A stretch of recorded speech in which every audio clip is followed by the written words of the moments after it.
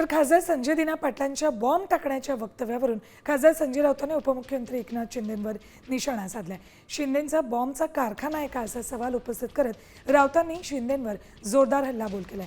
तेव्हा देवेंद्र फडणवीसांनी जोरदार उत्तर दिले।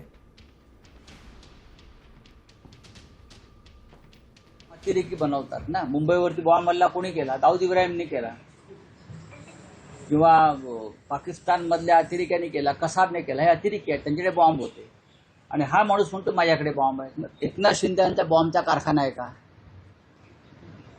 त्यांचा ड्रग्जचा कारखाना असल्याची मध्यंतरी बोंब होती, ते ड्रग्जचा कारखाना साताऱ्यामध्ये पकडला आणि तोच पैसा राजकारणामध्ये होतो। बॉम्बचा कारखाना त्यांनी बनवून हे जे गद्दार खासदार आहेत त्यांना बॉम्ब दिलं का घरात ठेवायला? कार्यकर्ते आले का वरून बॉम्ब टाका, याची चौकशी व्हावी।